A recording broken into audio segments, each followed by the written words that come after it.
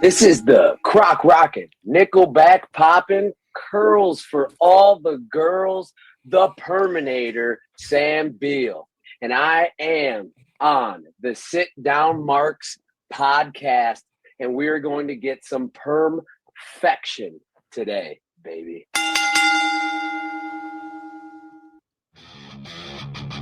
Hey, yo. If I can be serious for a minute. Oh, yeah. Acknowledge me.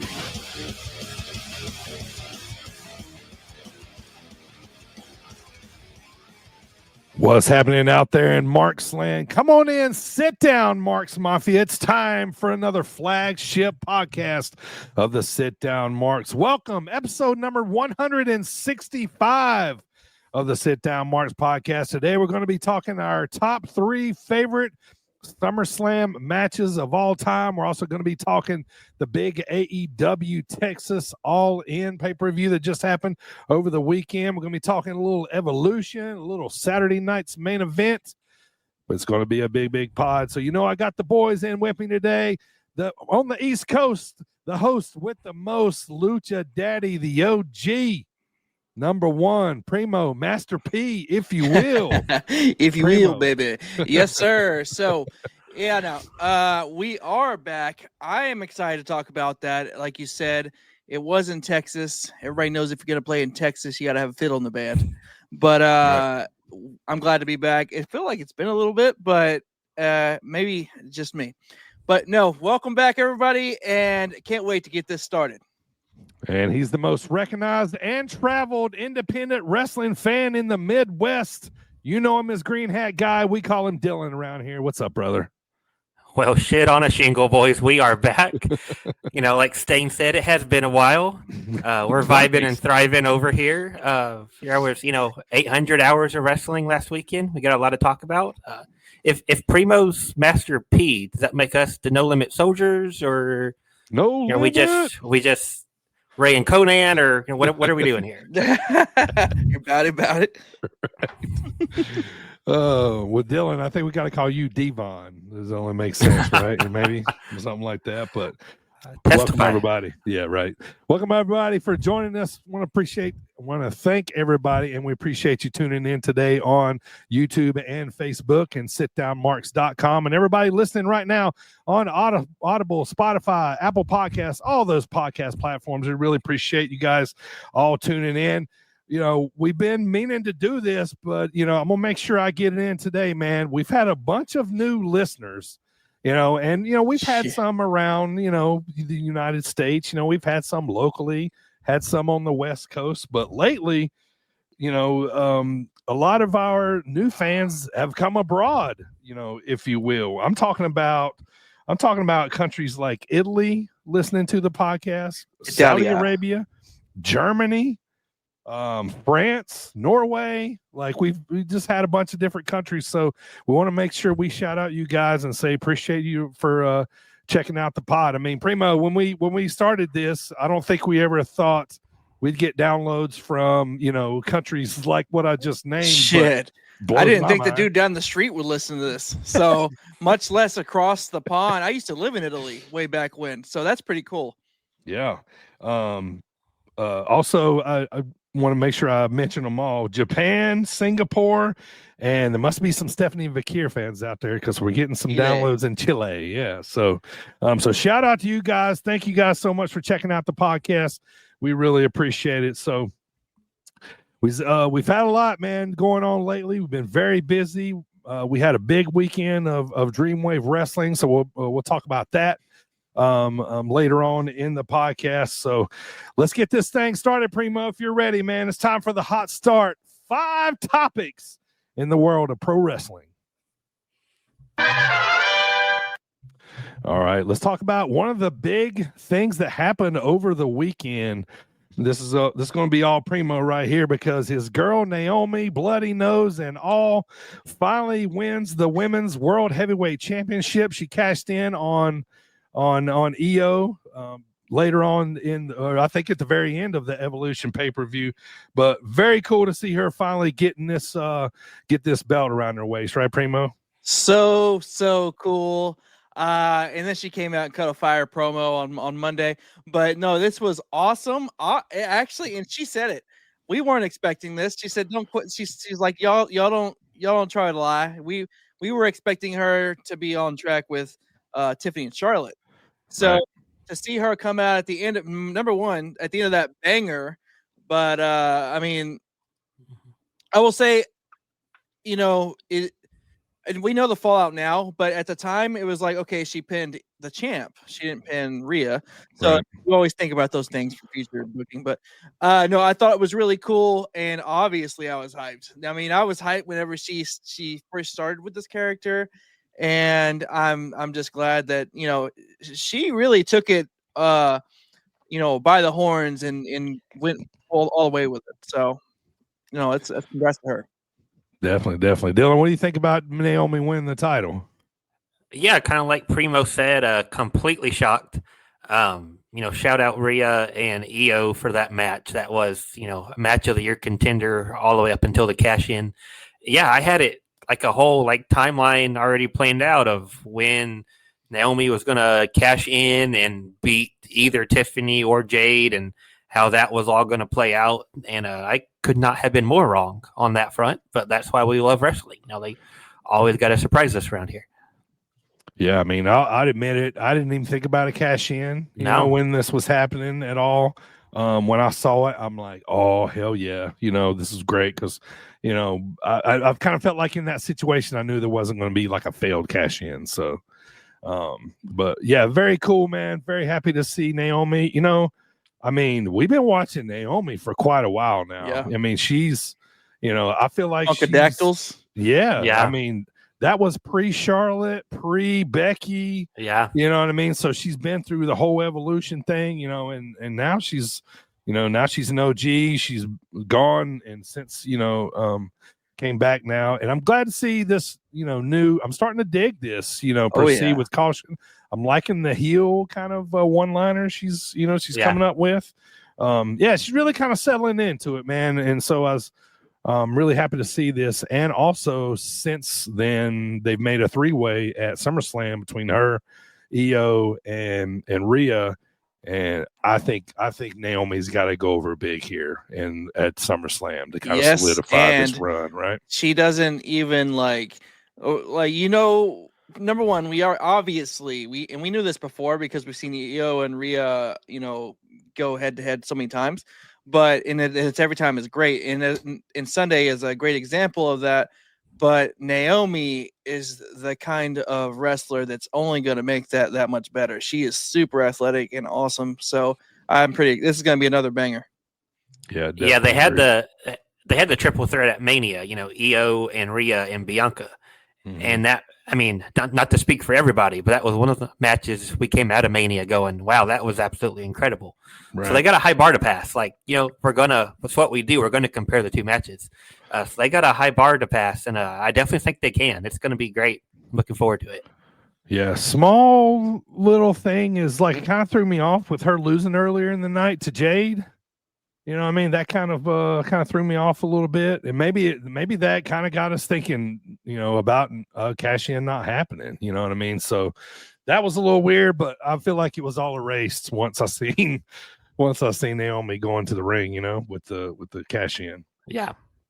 I mean, yeah, I could see how that would be kind of to deter you, right. From thinking that. Also, this, if anything, obviously it's awesome, but also it, solidifies these evolution pay-per-views. They're can't miss events, Yeah. It's not one you skip. So, and the people that probably, may have skipped it because it was on a Sunday evening, well, they missed out on that awesome moment. So yeah, absolutely. Yeah. And she sold the earlier match when she came down to cash in. She wasn't running 100%, 90-0. I've got my briefcase. I'm going to cash in and win the belt. Yeah. She was kind of limping down there. She looked like she had been in a fight. And I loved that little detail. It was another really, full force. really Here cool we go. thing to go with what you're saying. She waited to hit Io with the briefcase until the bell rang for the triple threat. Yeah. Very well done. Very well done. All right, topic number 2. This one kind of came out of the AEW All In segment. You know, it looks like our boy Adam Cole.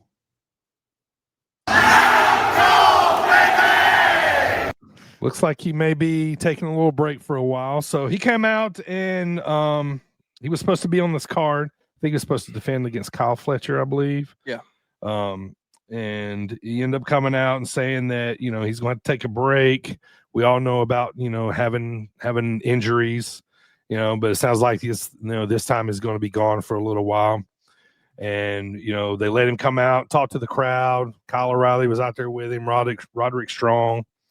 You know, he did the Adam Cole baby one more time. It kind of seemed like, you know, like going out the door. Yeah, I'm going to miss doing that. So I just wanted to get you guys' thoughts on this.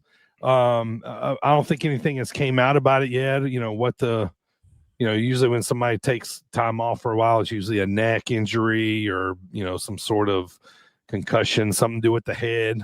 He's gotten hurt in other places, but I'm gonna be kind of sad to see this one. I've always liked to watch, you know, Adam Cole, obviously, but just kind of want to get you guys' thoughts on, you know, this is probably going to hurt AEW a little bit. Not saying that Adam had like a big spot in the company, you know what I mean? He was the TNT champion, so, you know, obviously they had a little bit of stock in him, but, you know, what are you guys' thoughts about possibly losing Adam Cole here for a little while? Maybe for good. Yeah, it definitely did not sound good the way he was talking. It wasn't like I'm going to be out 6 weeks and I'll be back kind of thing. From just interpreting what he was saying. You know, he was one of my first favorites when I started watching Ring of Honor. Great run in NXT. Unfortunately, kind of his whole AEW run was kind of snake bit. You know, like every time he'd get some momentum and get something going, another injury would pop up. Mm-hmm. Hopefully it's not the end. I say that selfishly. You know, if he's hurt that bad, then he's talented enough outside of the ring where he could still do, you know, something in wrestling just out of the ring. But yeah, you know, obviously just hope the best for him. Yeah. Like Dylan was saying, actually, his AEW run, unfortunately, it seems to have been peppered with injuries, and that last one he was gone for a long time, and then he finally came back, you know, when he returned against MJF, and he's had this run since then where he's finally starting to get some momentum, and he has a singles title, and it's all gets swept out from under his feet, and it kind of sucks too, because obviously, you know, if you've been hurt that many times and you're still coming back, obviously it's because you're passionate about it. Mm-hmm. Also, too, I've watched his Twitch streams, and he's a sweetheart of a guy. So sure is. It sucks, you know, but you know, obviously wish him all I wish him all the best. And like Dylan said, selfishly, obviously I'd like to see him come back, but you know, do what's best for your health. Yeah, I'll always love the Ring of Honor run he had, you know, with the Kingdom. You know, I love that. I loved when he left the Kingdom. I loved when he joined the Young Bucks. I loved when he left the Young Bucks. You know what I mean? Like, you know, so like all those stories were just fantastically good. And, you know, I mean, Undisputed Era in NXT, Black and Gold. Yeah. Yeah. You know, and, you know, this is a guy that a lot of people have said, you know, if he was a foot taller, you know, he probably would have been better than Shawn Michaels. You know what I mean? Like, you know, he's made so much in wrestling, you know, despite, you know, people talking about him being short, people talking about him being little. You know, how many times have we heard, you know, Adam Cole never goes to the gym? You know what I mean? Like, right. You know, so, but yeah, I think a place in wrestling, there's definitely somewhere for him there, you know. All right, topic number 3, boys. Was it the 3rd annual? Or not annual, because they're not doing them every year, but Evolution live from Atlanta over the weekend. You know, I was going to get you guys. I thought it was really good. I didn't think anything was fantastic. I did somewhat enjoy Becky and Lyra and Bayley. I thought that was a pretty good match. I enjoyed EO and Rhea, obviously, at the end to finish. But I hope they continue to do these, you know what I mean? Because, and I think kind of the way that they do them, not so sporadic, not so all the time, you know what I mean? But watching this, it felt special, you know what I mean? A women's card like this, I remember, watching these always makes me feel like the same feeling I had when they made the Mae Young Classic, you know what I mean? Yeah. I always love to see, the opportunities and stuff that they do for Atlanta, or for the women's division. I was a little hesitant on it being in Atlanta because I'm kind of like, I don't know if that's like it's a wrestling hub, right? It always has been, Georgia, but I'm like, I don't know, maybe women's card should have been there, but the crowd brought it. I thought it was awesome. I thought it turned out well. What'd you guys think about Evolution, and anything you saw on the card you thought that you really liked? Yeah, I enjoyed the show. It was the last show of the weekend that I watched out of, the 15 major shows we had, and it still kept my attention, and I still liked it. It wasn't like, okay, I'm done with this, we're bored. It was still really good. That triple threat you mentioned, the Becky, Bayley, Lyra, I really liked it. Mm-hmm. That finish, the way Becky rolled into a backslide, I thought that was sick. Had not seen that before. Like we talked about, I really liked the main event. And I really liked that they could do a all women's card and put so much shine on the current women. It wasn't like, okay, we're doing an all women's card and we have to grab 20 former, legends, divas, right. women to bring in. It was still a good focus on the current crop and the future crop, all the NXT, all the NXT talent on it. Right. So the first one was in 2018. Okay. So what is that, 7 years ago? Yeah. They had Becky versus Charlotte and Ronda Rousey versus Nikki Bella. Just a few of the matches. But this past Sunday obviously was well received, and plenty of great things that happened, as we talked about, namely cash in, Io and Rhea's killer match even before the cash in. Yeah. And then everything at Lyra and Bayley and Becky triple threat. I didn't think Becky. Never mind. I was just gonna say I didn't think Becky was gonna retain, but whatever. All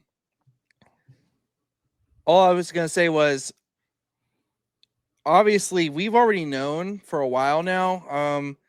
Since before the first Evolution, it really started in NXT when they really started women's wrestling, in the WWE at least, started to get away from the old diva stuff and more towards the athleticism that we see today.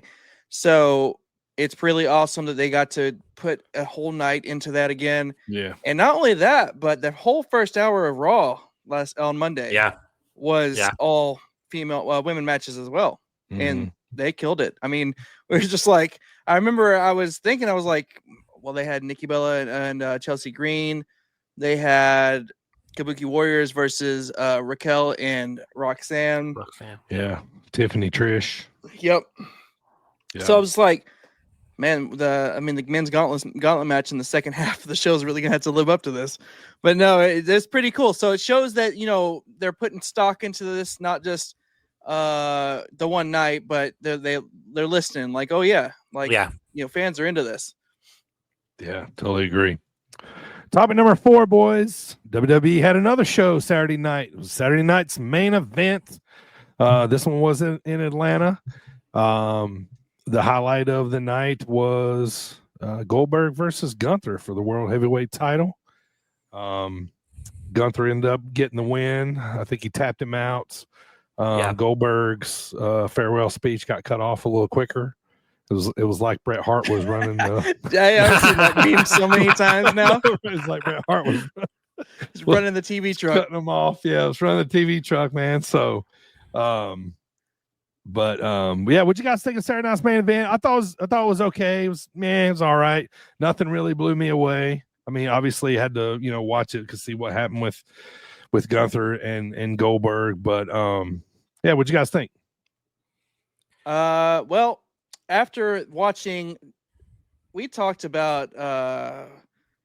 Well, we haven't yet, but we will. It's All In covered the entire day. Right. I was going to say that part real quick. I started watching All In live at the same time I started watching NXT. Right. And that went all the way until the first part of Saturday night's main event. So I'm just like, holy shit. Mm-hmm. There was a lot of wrestling on Saturday. But all that to be said, Saturday night's main event, I never really hyped those too much in my own head anyway. Except for that one with Kevin Owens and Cody Rhodes. Maybe it was because of the Winged Eagle belt. I don't know. But for some reason, that one had a little bit more for me. Yeah. This one was okay. And I would never really cared about the whole Goldberg thing anyway. In my opinion, he could have retired after WrestleMania 20. So, but I mean, it is what it is. I thought it was kind of crazy that they did cut him off though at the end. But anyway, no, it was okay. It wasn't, I don't think it was anything special to me. Yeah. Interesting that he went out on a tap out. Sorry, I didn't mean to cut you off, but yeah. Me too. Yeah. Me too. I pretty much agree. Kind of got mixed feelings on it. Like on one hand, I popped huge for Doug Dillinger, which, if you're watching a Saturday night's main event to pop for WCW security guard, like you're probably not going to enjoy it too often, but this time we got it. Goldberg's whole, I don't know what you call it, security group, his posse, whatever. Yeah. You had, Ernest Miller and Josh Barnett and Chuck Zito. Like that was cool. Yeah. But it's like you're taking this 80s nostalgia Saturday night's main event with Jesse Ventura, and you're throwing 1998 WCW in there, and it just had like a weird. Right. It was kind of cool, but it didn't really mix at the same time. Yeah. And like you guys said, like the matches, like I thought they were all fine, but nothing really stood out. Yeah. Especially on a weekend, like Primo was saying, when there's 800 hours of wrestling, like nothing really stood out. I don't think Goldberg's done though. He might be done with WWE, but already today on different interviews I saw, he was already complaining about them cutting him off and it being like a 3-week build instead of some 6-month build. So I don't think it'll be with WWE because this seemed like a pretty good send-off. Yeah. But I think he'll pop up somewhere and try getting a match out of somebody and we'll complain about it. And I saw him saying something like all the work he put into it. And I was like, yeah, bro, you made like 2 appearances before this. 2 or 3. So which the match itself did go a lot longer than I expected. I don't know if that's because of Seth's injury or what. I expected like a 3-minute spear kick out, powerbomb kick out, powerbomb finish type thing. But I think we'll see him again. So I have to admit, when Goldberg put Gunther up in the jackhammer, I started getting nervous. Oh gosh. And when he came down, he didn't get him all the way over. He kind of still landed on his side a little bit, so it wasn't, very pretty. I'm thinking, right there, that's kind of like all I need to know, right there. Now, I do want to say one thing because I have a lot of family around Georgia. I'm a Falcons fan. So like I know a lot of things about Georgia and I've been around Georgia a lot, right? Goldberg, there's so many people that I know that have ran into him in public, out in public, restaurant, bar, whatever, seen him at a stoplight, that kind of stuff. And I want to say this, man, never have I ever heard one bad story about how Goldberg, never waved at, or never said hi or, come over and got a picture. My uncle has got a picture with him. He ran into him at like TNT Studios. He was there and he ran into him there and like, he goes, I was sitting over there and he goes, Goldberg was talking to like 2 other guys and I was kind of standing off to the side and he knew that I was standing off to the side, like waiting on him to do. He's like, he stopped, come over. It's like, hey man, you all right? What's going on? He's like, yeah. He's like, I was just, I'm a big fan. I just want to get a picture with. He's like, oh yeah, well, come on, man, let's get a picture. You know what I mean? So I just want to say shout out to Goldberg because, wrestlers, I'm sure, get freaking annoyed with us fans coming up to them, talking to them, sign this, yada, yada, that kind of stuff. But I've never heard one bad thing about Goldberg. and just wanted to, just say that, like, I just want to see him go away. He's had his run. I'm happy, but man, what a good dude he was. Yeah, And a lot of people's like, you probably like him because he's a Falcons fan. I'm like, man, I think he was on like the training camp roster. You know what I mean? So anyway. Yeah, no, I was gonna just to rewind real quick. I forgot to mention one thing that I did pop for, so I'm not guilty. But when Gunther chopped him and he just ate it and laughed, I thought that was funny. I was like, okay, so Gunther, so Goldberg's still a badass, right? I got laughing last week. How often when Vince was in charge did we complain that they always buried and embarrassed the hometown guy, right? Like every time it's somebody's hometown. And now we got Goldberg in his hometown, and everybody's like, please don't give him the win. Please don't, I don't care if it's in his hometown in Atlanta, Pop. Like, don't give him the belt. Go ahead and let him lose. It's fine. Right. Like, just the dichotomy there. I got laughing about that last That's pretty funny. Which is the total opposite of when I went to the Georgia Dome to see Hogan versus Goldberg on Nitro, when everybody in the whole spot was like, he's got to win it tonight, So, but all right, let's move on, boys. Final topic in the hot start. Topic number 5. We got to talk AEW All in Texas. I absolutely love this card, especially the last 3 matches. I was like, 3 matches were my shit. Maybe because they all went kind of like I thought they would, but just absolute great matches. I'm so happy that Hangman is the champ now. It was kind of funny seeing the AEW World Championship after not seeing it for so long. Like, it almost looked new again. Somebody pointed out that it still had Bryan Danielson's plates on it, which is wild. But man, did I love this card? I thought this was, right up there with WrestleMania to me. I loved obviously Tony and Mercedes. Now, had it went Mercedes, I wouldn't have loved it as much. But Okada Omega was my shit. But man, and you guys know I'm not a Moxley guy. But man, I love that main event, man. It was so good. And I loved everything that happened in it. Just awesome, just a really awesome pay-per-view, on top of it being 8 hours bell to bell, beginning to end. I think 6 hours on the regular card. Yeah. But man, I really did like this card a lot. Yeah. So admittedly, and I've said this before, but I didn't all the way fall out, but I kind of fell out of AEW a little bit over the past little while. I pretty much only kept up through highlights and stuff, but for some reason, maybe it's because it was in Texas. And as my brother-in-law said, everything is better in Texas. So, I tuned into this from start to finish, and gotta say, I loved every minute of it. It was awesome. Freaking Juice Robinson returning, clean shaven, freaking juice to the gills. Yeah. Freaking the Young Bucks losing to Ospreay and Swerve Strickland. That was a good match too. I mean, the other ones you mentioned obviously were awesome.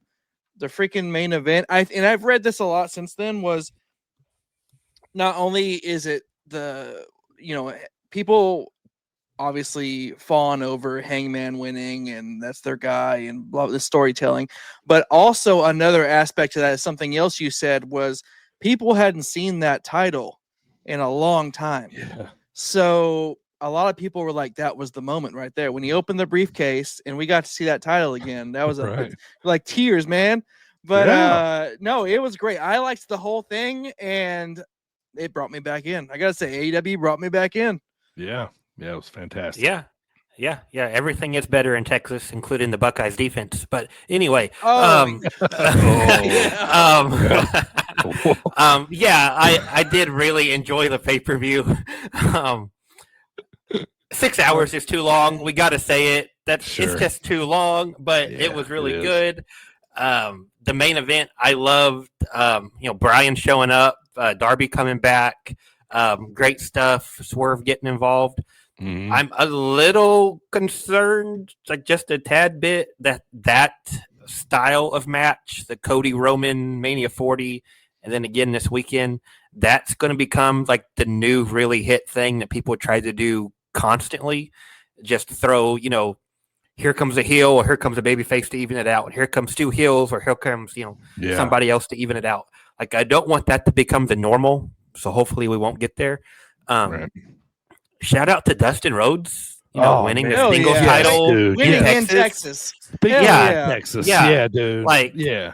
We talked about Adam Cole and you hate to see that, but talking about making good on the situation, giving Dustin In that win. the Texas flag outfit. Yeah. Yeah, dude. Yeah. I mean, I'll be honest. I thought Kyle Fletcher here was going to get the 100%. win, but man, the goosebumps that I got were so old school when Dustin won, man, and the family coming up in the ring. You're right, like Primo, like decked out in the Texas gear, like I felt like a born Texan.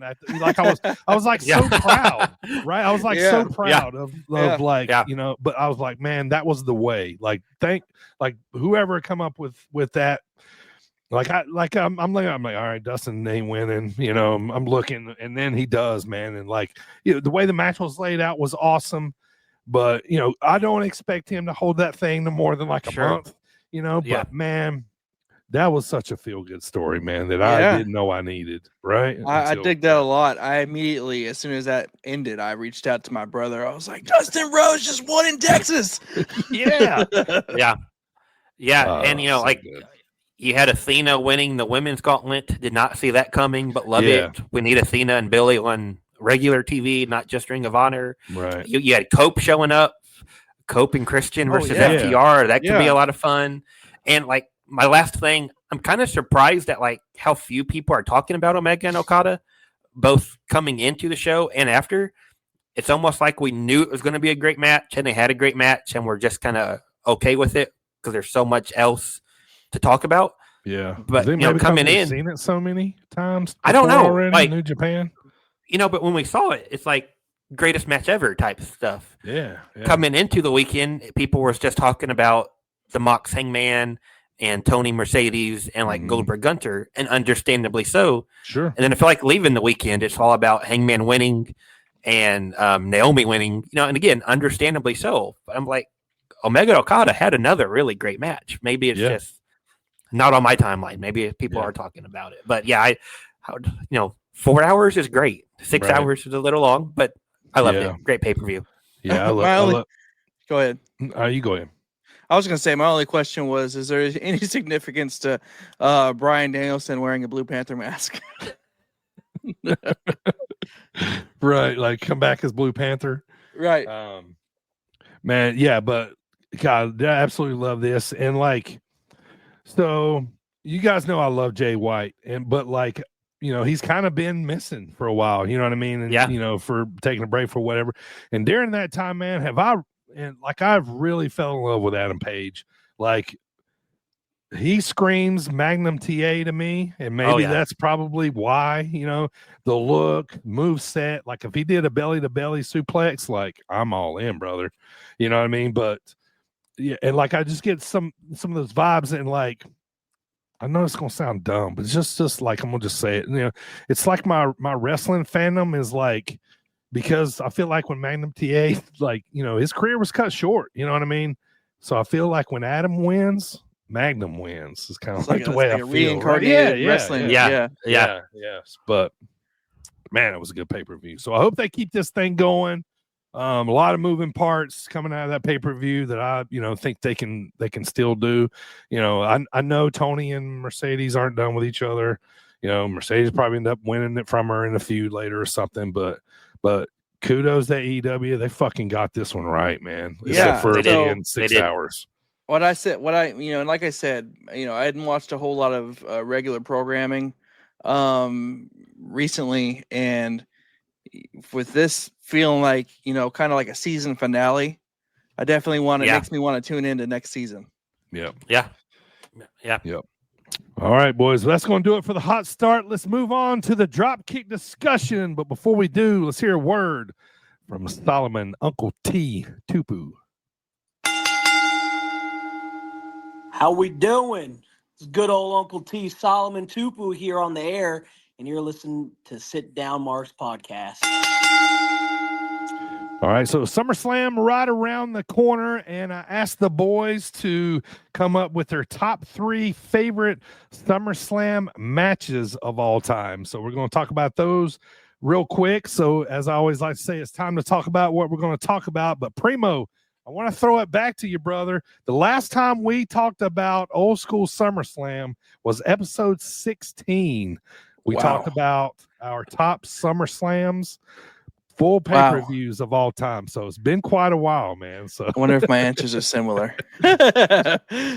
So what we're going to do is we're just going to talk top 3. We're going to go from 3 to 1 and tell you about our favorite SummerSlam matches. So maybe you can go look them up, or, you know, maybe just remind yourself of how good these were. So Primo, why don't you start us off with number 3? So are these like favorite to least favorite to favorite, 3, 2, 1, or number 1 should be your favorite. Okay. So okay. Yeah. So I actually have like 5, but I narrowed it down to these 3. Because with that being said, when you first introduced this idea to us, DB, these were the first 3 that popped in my head. Okay. And the reason that the first 3 that popped in my head is because they're 3 of my favorite feuds, 3 of my favorite rivalries throughout all of wrestling. So number 3 on my list is SummerSlam 2009, Jeff Hardy, CM Punk, TLC match for the World Heavyweight Championship. Now, why this sticks out to me, like I've said before, I even said this on Cheap Pops not too long ago on Wrestlers I Hated. I was grown already when this happened, and I absolutely hated CM Punk during this because Jeff Hardy's my guy. Right. And this is the part of CM Punk's rise as he was becoming, a star in WWE. And obviously Jeff Hardy exited not too long after this, but this was a banger of a match, and it was extremely personal due to the straight edge and personal life of Jeff Hardy, but straight edge CM Punk, personal life of Jeff Hardy. So no, for my reasons being that it's one of my favorite rivalries, and I was invested in this. So that's why it immediately came to my mind as my number 3. Dylan, who you got number 3? Yeah, I kind of have a similar approach to Primo, as I had just a list of different matches, but like the 3, like he said, like the first 3 that came to mind, what I have down. Number 3, I'll go back to 1997. I'm going to go Undertaker versus Bret Hart, WWF title, Shawn Michaels as a special ref. I think you guys will understand what I'm saying. It's kind of hard to put into the right words, but this is like one of the first matches that I actually like enjoyed the match itself, not just, like the actual like working of the match, not just like the I'm cheering the good guy, I'm hitting the bad guy because that's what you're supposed to do, but like watched it and was like, oh, that's like a really good match. And I watched it, 20 years later on a DVD. It wasn't in 1997. I would have been a whole 2 years old. But the stipulations, you got Undertaker defending the title. If Bret loses, he's barred from wrestling in the States. Yep. And Shawn and Bret hate each other. So if Shawn cost Bret the match, then Shawn is also barred from wrestling in the U.S. They don't do that enough anymore. I know. I know. Like, it would be awesome if Bret Hart popped up once every like 3 months because he can only wrestle in Canada, Right. Like, the finish is Shawn hitting Taker with a chair when he's aiming for Bret, and then Bret covers and gets the pin. Bret's the champ. Shawn goes off to feud with Undertaker. They go to Hell in a Cell. So it's just like a lot branching from this match, and just a little nugget. I think it's cool that like in storyline at SummerSlam, Bret is worried about Shawn screwing him in the title match. And then fast forward a couple months to Survivor Series, and they actually do screw Bret in the title match. Yes. There's a lot more Bret Hart matches that could probably make this list ahead of this one for SummerSlam. But just for personal reasons, that's my number 3. My number 3 is, shocker, Razor Ramon versus Shawn Michaels 2. Yeah. I actually enjoyed this one more than WrestleMania 10. So this was the rematch. Why I love this match so much is as good as matches they had at WrestleMania 10, they was asked to go back out and do it again.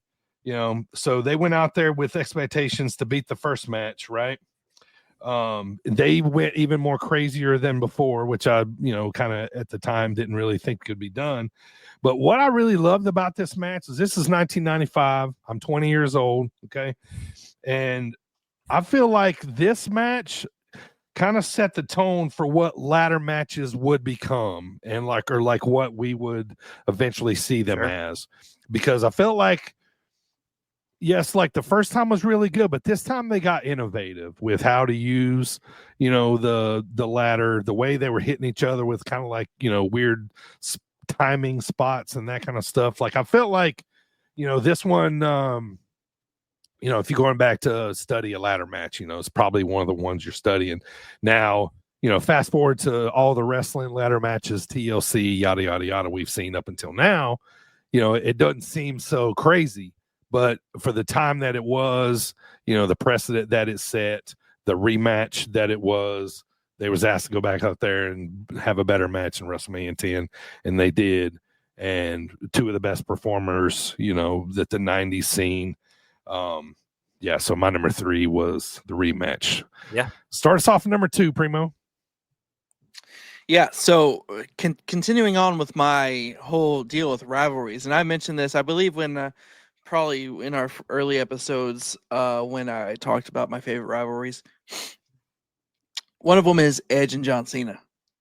And so 2006 SummerSlam main event was Edge and John Cena. Edge was the champ going into this versus John Cena. Now, we all know Edge was the first ever Mr. Money in the Bank. He on this day cashed in on John Cena after that Elimination Chamber New Year's Revolution, and then it all led up to this rivalry they had.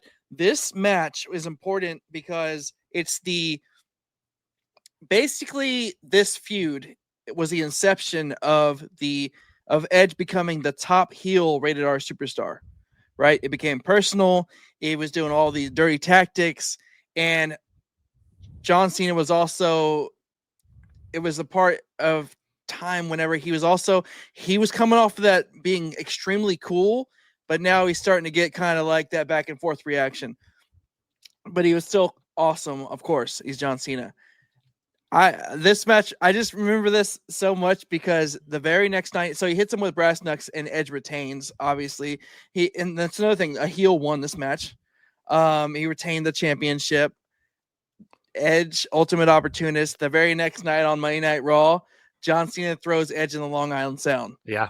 Yes. I like all of that. I remember so vividly. So right. So that's my number 2. Awesome. I have a feeling Primo and I might have the same number 1.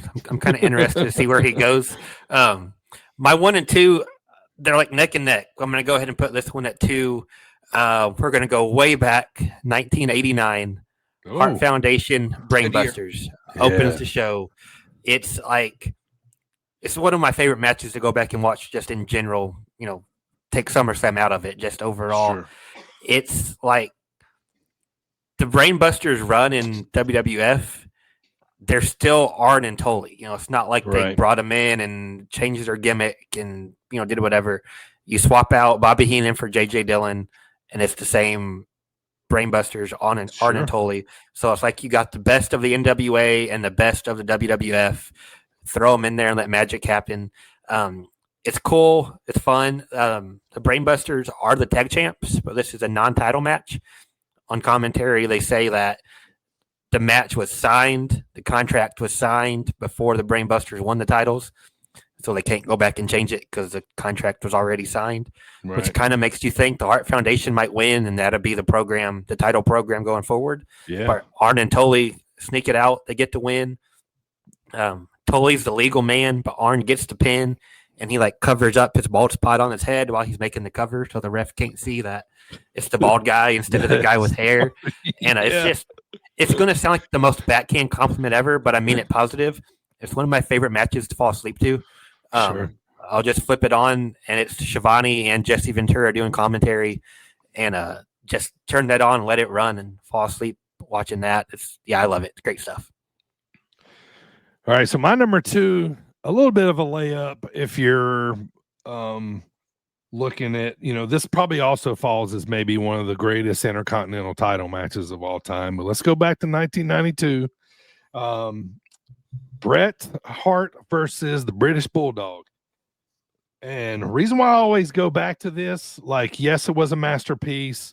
Yes, going back watching this, like, you can see Bret is, he's the leader. He makes this whole match happen, right?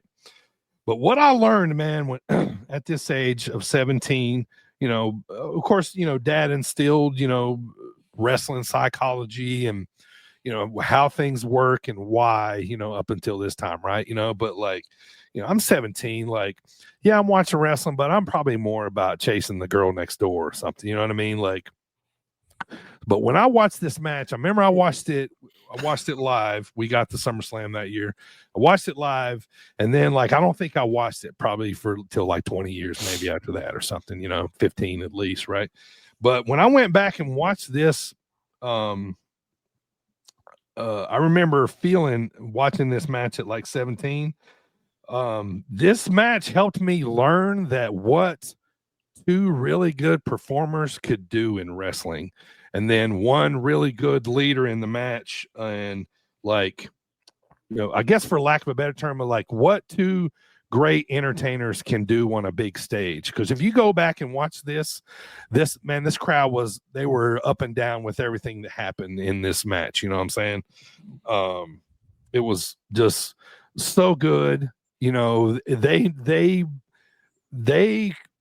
basically could have stopped and started singing Mary Had a Little Lamb, and the crowd would just pop for it, right? Because that was how much they just had them in the palm of their hands, you know what I mean, during this time. And Bret in his prime, crushing it, being the leader in the match, I never want to know, but I want to feel like I always want to watch this match thinking they didn't plan anything. They just went out there and just, and just they played off the crowd. They did what worked, when they needed to bring them up, they did. When they needed to bring them back down, they did. You know what I mean? So, this was one of the first times where I realized wow, maybe for lack of a better term too, but maybe when I realized that, hey, this is really an art form. You know what I mean? This is really minus all the choreography and, stuff that, is planned to happen. They did it on a level that at that time I kind of couldn't really comprehend, you know what I mean? And just, and I feel like I've, I learned so much about the business and from the business just by watching this match. So I just feel like yes, it's a great match, but I feel like I always took so much more out of it than, just being, greatest, one of the great favorite SummerSlam matches. So, all right, Primo, let's get these number 1s out of the way, man. Who's your favorite SummerSlam match of all time? Well, first off, I want to say I'm pretty happy that y'all didn't take it so far. But and you guys can stick to old school. I'm going to stick to the 2000s. Okay. With another one of my favorite rivalries. And that is 2002 Shawn Michaels versus Triple H in the unsanctioned street fight. Now, this is after the 4-year period where Shawn Michaels was out due to the back injury. Before this, him and Triple H had teased the DX reunion. They're best friends. Yeah. They teased the DX reunion. He pedigrees him exactly. Dylan's wearing the DX shirt. Then it comes out that he gets attacked, and then it turns out it was Triple H. They did the old enhance the video. Yeah. So, but no, this obviously there was that emotion to it. The match itself showed that the showstopper HBK could still go, and it was emotional. He came out there and just boots and jeans, and afterwards Triple H hit him in the back with a sledgehammer, even though Shawn Michaels won. But not only this match, but what this match led to was a multi-year rivalry between best friends where they had several matches where they could always call back on this feud, whether it be in elimination chambers, in singles matches, in wherever they're on opposite sides of the ring. And eventually led to another favorite moment of mine, which was the 2006 DX reunion. So like all of this, like that is, like I said, it's one of my favorite rivalries, if not my favorite rivalry. And this match was part of that. Love it. Yeah. What's your number one, Dylan? Yeah. Yes, I was wrong. We didn't have the same number one, but that was my number 4. So we're still on the same wavelength. I'm going to go 2008, Hell in a Cell, Edge and Undertaker. Nice. That's good. Primo's talking feuds. That's one of my favorite feuds. By this point, I'm old enough to like know kind of what's going on and pay attention to the whole feud, start to finish. And this was a long, drawn-out feud of Edge coming in and winning the title. He's got Vicky Guerrero with him. They're screwing Taker out of it. Taker finally wins it. No more. Yeah, Taker finally wins it at Mania in the main event. And then from there, they ban Hell's Gate. Taker uses it. They strip him of the title. They do a count-out finish. Or Taker wins by count-out. Excuse me. Taker wins by count-out. And they're like, oh, titles can't change hand on a count-out, so the title's still vacant. And it all builds up to a TLC match where Edge with, Bam Neely and Hawkins and Ryder and Chavo, it's basically a 5-on-1. They screw Taker out of the title. Taker leaves. In that time period, Edge cheats on Vicky with Alicia Fox. It's funny what you remember about wrestling. Right. So Vicky puts Edge in Hell in a Cell as like revenge, even though Vicky's been, a big part of screwing Taker this whole time also. And it's a great match. There's all kinds of callbacks. When Edge came back to start the feud, it was an Undertaker-Batista Hell in a Cell match. Edge was a cameraman. That's how he got in the cell. During this SummerSlam match, Edge grabs a camera and he's using it. And the finishing sequence is one of my all-time favorites because Taker just like does everything Edge had done to him in the months building up.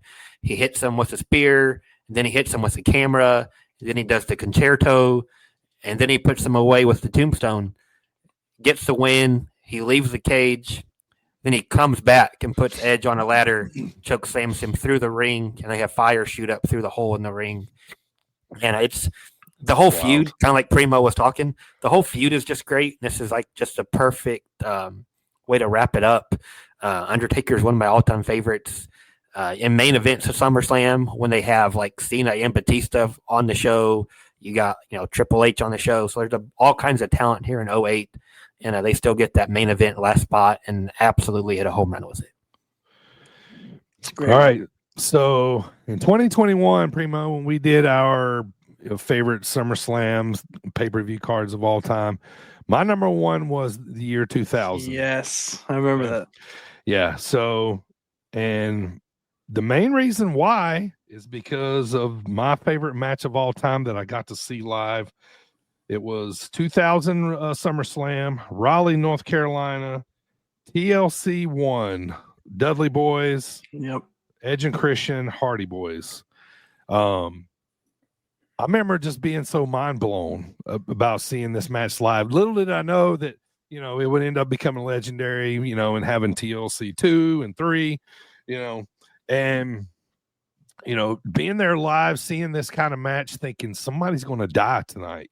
Like I'm gonna watch somebody die because they're doing these table spots, and Edge and Christian, I believe, were the champs at the time. They retained, but just a wild concept of a match. I just remember just looking there, thinking like mind blown, like what did I just watch? You know what I mean? And like, and I still remember that feeling to this day, like watching. If I go back and watch it, watching this, the feeling that I had. thinking, holy shit, these guys are like, this is crazy. I'm not in the death matches. Like, what am I watching here? You know what I mean? Like, this is a WWE programming, but yeah, anytime the thought and the word SummerSlam comes out, I always think TLC won, yes, because I was there live. What an awesome pay-per-view it was, but like that one just always sticks out to me. And like I feel like I was at like, I feel like I got to see like Babe Ruth hit a home run. You know what I mean? I feel like I got to see, I was at a no-hitter or something, something rare, being there, especially since it kind of spawned off what it did, as many, matches. Oh, it became historic. Yeah, absolutely. So, and plus too, like I'm in North Carolina. The Hardy Boys are from North Carolina, killing it in their prime. Everybody's going nuts. We know, from podcasts past, Primo, that the Hardy Boys interest music makes your dick hard. So I'm probably sitting there with a big you were a rock hard. Right. Yeah, dude. So just, always revert back to that, being in my seat, watching this. One of the best times I ever had at a pay-per-view. So, but that is my number one match of all time. So I hope you guys are listening to this, watching this. If you have any favorite SummerSlam matches you want to send over, maybe we'll go back and watch it, check it out, hit us up on the socials, all that kind of stuff. So that's going to do it for the Dropkick discussion, boys. Let's make a move on. It's time to go home. Let's hear from Zach Abstract. Hey, I'm Zach Abstract, and you're listening to Sit Down Mark's podcast. Want to remind you to follow at Sit Down Marks on all social media, and also give us or head on over to sitdownmarks.com and give us a follow there. If you got a product or service you'd like to get over to our Marks Mafia family, give me a holler on DB on the mic at yahoo.com, or you can also hit us up on all socials. I want to remind you that our brand new YouTube series in conjunction with Dreamwave Wrestling is called Dreamwave Prelude. And what it is a show where Dylan and Primo and I showcase and talk about the stars of tomorrow, the up-and-coming talents of Dreamwave Wrestling. So Volume 1 is out right now on sitdownmarks.com, and look for Volume 2 to be dropping here sometime next week, the middle of July. Want to make sure we talk about that. So, Dylan, man, before we get to talking about what happened last weekend, let's find out what's going on this weekend, man. Let's hear about your preview. Yeah, so this is like a preview of the preview. I have yet to write it, so we'll see what actually happens. But it's one of my favorite weeks of the year. It's the Scenic City Invitational Week. I'll be in Chattanooga from Thursday through Saturday, going to all 4 of the shows. It's cool this year. It's a 16-man tournament, but only 3 of the 16 have ever been in the tournament before, and none of them have won it. So we're guaranteed a first-time winner this year. Notable first-round matches: Tim Bosby versus Cruel. Whoever wins that could end up going all the way. Channing Thomas, Mr. World Class himself, is in the tournament. World Class. Yes, sir. Taking on Vinny Massaro from the West Coast. We got Gary J versus Jamison Shook. Might be one of the matches I'm most excited for all weekend. Nice. Those are all in the SCI tournament itself. And then, of course, they start the weekend with TWE on Thursday night. And Saturday afternoon will be the Action Futures Showcase. Tommy Davis, from St. Louis. I can't talk all of a sudden. Amina Melbont, another Midwest talent. Got my eyes on in that one. Then elsewhere, Chicago Style is back this week. I just talked about her. Amina Belmont versus Maggie Lee for their women's title. Main event is a TLC match between Marche Rocket and Conan Lycan. That should be pretty wild. ICW is back up in the Northeast. John Wayne Murdoch's got their title back. He'll defend against Akira. We got GCW is running a baseball stadium on Long Island, I believe, if I have that right. Effie versus Charles Mason. Deanna Perrazzo's on the card. Tommy Dreamer versus Mance Warner. Some fun stuff going on up there. And Limitless is back this weekend as they close in on the Vacation Land Cup, and Alpha One up in Canada is also back this weekend. A bunch of big matches going on up there, and that's all I have written down to talk about for this week. We'll see. Like I said, we'll see what happens. But you can find that on my Twitter. Best way to find it on my Twitter at DHagerJ15, DHAGERJ15. Whenever it's published, to be pinned at the top of the page there. All right, so we had a big weekend on Saturday. Dreamwave had Summer Spectacular, one of the wildest, craziest show I've been a part of. It was hot, but let me tell you, the action was even hotter. So it was on tape delay. We weren't on live. It's actually going to drop, I think, this coming Friday, which will be I don't know what day is today. 18th. 18th. Yeah. I think it's supposed to drop sometime on the 18th, so on IWTV. But so lots of things, happen, during this. We won't cover everything, but for what I did see, I thought Connor Hopkins and Donovan Dijak was a really good match. Connor ended up retaining. The second match of the night, I think, was Hartenbauer versus Vic Capri, and there were some water balloons involved in this match. And let's just say that the water balloons ended up showing up throughout the night. They, just when you think they were gone, another wrestler would come out. In comes a flying water balloon smash on the wrestler. But outdoor show, big time attendance for this. We were just right at 1,000 people at this show, so making it the largest Dreamwave show ever. I want to thank everybody that came out. What an awesome show it was. Thank you to Luz Lagrado for having us there, providing the food and the booze and everything throughout the day. But really good card. The main event ended up being Maggie Lee versus Elena Black. Maggie did end up retaining there, but Dylan, man, you watched the show from beginning to end. Just some highlights of what you thought and liked. Yeah, you already mentioned Connor and Dijak. I think that was my favorite match of the day. Like you said, man, really good crowd. Saw a bunch of Sit Down Marks t-shirts in the crowd. So, we did. Shout out everybody that represented us at the show. That's still wild to see. Awesome. We appreciate it. Yeah. Yes, sir. Maggie, Elena, main event. That was really good. All the women delivered, the scramble to crown the number one contender for Rebecca's title. And then Rebecca and Fallon in that title match absolutely brought it. Yeah. We started the tag tournament. Real quick, a shout out to Scott Stanley. He's a little banged up, going to be out for a little bit. Get well soon, Scotty. But start of the tournament to crown the new champs. That looks like it's going to be fun. Yeah, a little side note real quick. Jake Bosch was in the scramble match on Prelude. Yeah. So you guys, if you still want to see Jake, do his thing as a single, make sure you watch when Prelude, our YouTube series, comes out next week. Jake was in the scramble match. So.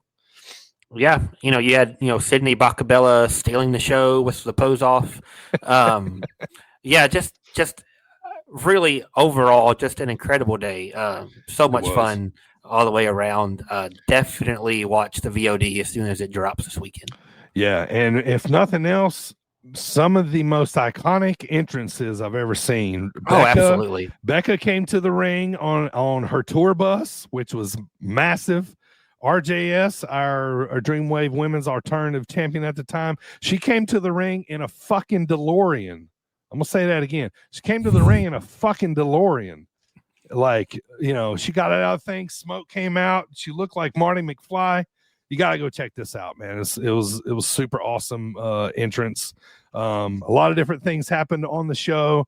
Jay Repsol, the promoter at Dreamwave, he doesn't pull a punch on anything. He gives it 110% every time. So can't recommend this enough. Go watch Summer Spectacular. Should be dropping later this week. But now let's talk about what's coming up. for Dreamwave. Tickets still available at dwtix.net. That's dwtix.net. So we got Uprising 6 coming up. That's our all-women's division in Dreamwave. We've already had Maggie Lee versus Jada Stone announced. We just seen Becca has been announced. She's going to be wrestling AEW superstar Megan Bain. So tickets still available for that. And then Saturday night is going to be kind of a lethal lottery style card, if you will. All the matches are going to be mystery. You're not going to know any matches going into it. Maybe a few he might announce, but all the matches are going to be wild cards. It's going to be called the Hands Were Dealt, and those tickets are still available. Enzo Amore is going to be there. Oh, is that what he goes by now? Still, something like that. Anyway. I think it's just Enzo, but it's just Enzo. Real Okay, one yeah. Enzo. There you go, Real One Enzo. Yeah. And then the innovator of violence, Tommy Dreamer, is going to be in the house. So make sure you guys check that out. But what's coming up next on the pod? Next week, we got the Dreamwave champion coming in-house. He's going to be here. He was on the pod a long time ago, way before he won the Dreamwave title. But he's coming back next Tuesday to talk to us about what it's been like as the Dreamwave champion. He's had matches against Donovan Dijak, Colby Carino, amongst others. So we're just getting caught up with him. So we'll be talking to Connor later on. He's going to be talking about what happened with Dijak at Summer Spectacular. So make sure you guys tune in for that. We'll be live on Tuesday night, and then the audio will drop on Wednesday.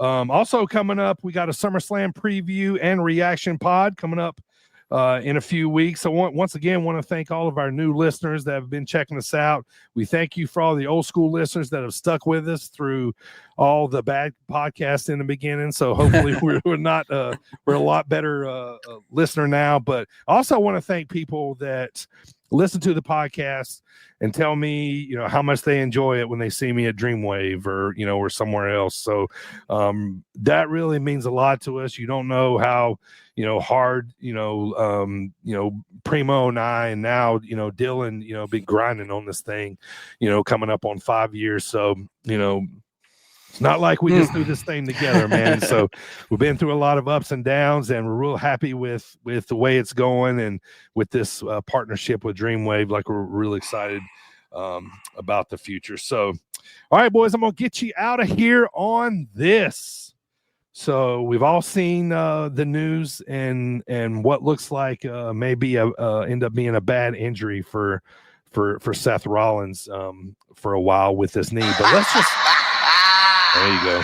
So let's just say Seth's going to be out for a while, right? Well, it seemingly seemed like everything was kind of centrally based around Seth's faction, the Money in the Bank briefcase. It seems like everything was kind of floating on what's going to happen with that. So let's throw Roman out of the picture. Roman just came back. Okay, let's throw Roman out of the picture. Who do you guys think? Let's just say, because, we've always liked to call Seth the workhorse on this pod, right? Who can be that workhorse in Seth's place and kind of carry, help carry the ball, for a little while till he comes back? Like, who do you think can jump right? Not exactly in his spot. I don't mean like, be, in the faction that Seth was in, but, who can possibly, help carry this thing, from here? Carry the show. Yeah. So I think automatically first two names that pop out for me are Finn and Dom from Judgment Day. Mm-hmm. LA Knight. He's been doing a lot. Karrion Kross has been making waves. Obviously, we're throwing Roman out of this equation, so not him, but right. And then of course, even as we witnessed on Monday, Braun and Bronson are still going to do their thing. Yeah. But yeah, I'm not. It could be anybody. Anybody could step up to the plate, really. In any of the women, honestly, too. Like I said, they took over the first hour of Raw on Monday.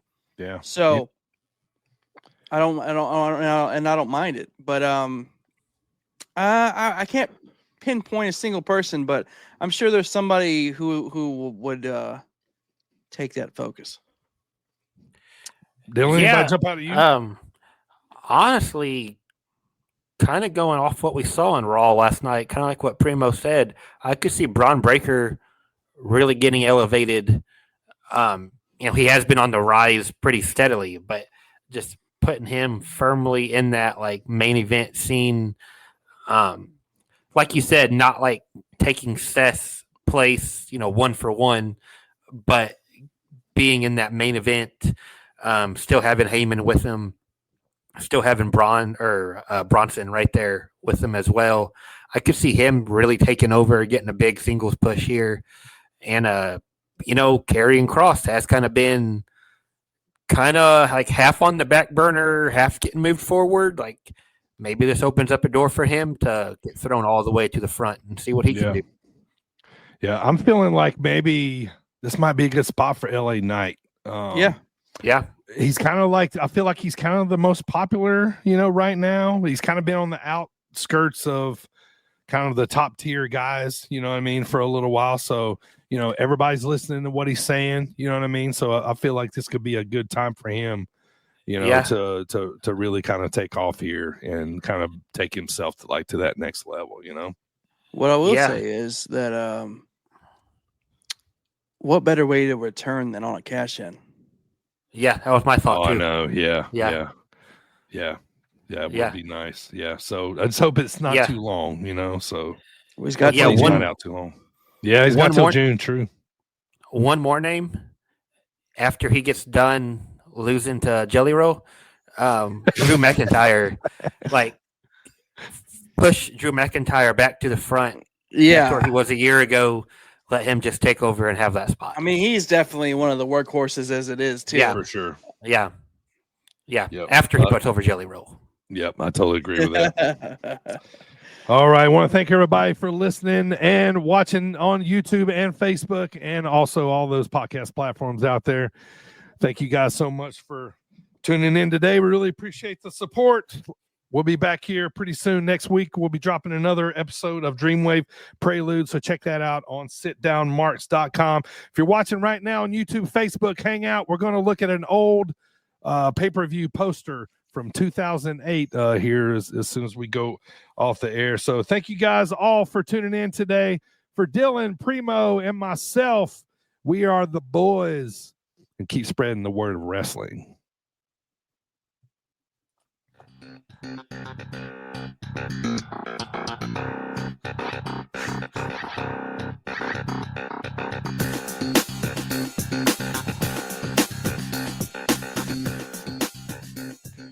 All right, Primo. So this one's for you, buddy. 2008 Elimination Chamber. Elimination Chamber. No Way Out. Jeff Hardy on the front. Underwater, chained in. You can see the chamber in the background. Yeah. This is a cool poster right here, man. Yeah. Super cool. Yeah. That's pretty awesome. I'm trying to remember who else was in that match. I want to say like RVD. They had two that year. I think that was the first year they had two, one for Raw and one for SmackDown. Yeah, Triple H won the one with Jeff Hardy in it. Yeah, I know Jeff didn't win. But like Triple H and Jeff and maybe Shawn and Jericho, right? Umaga, that era. Yeah.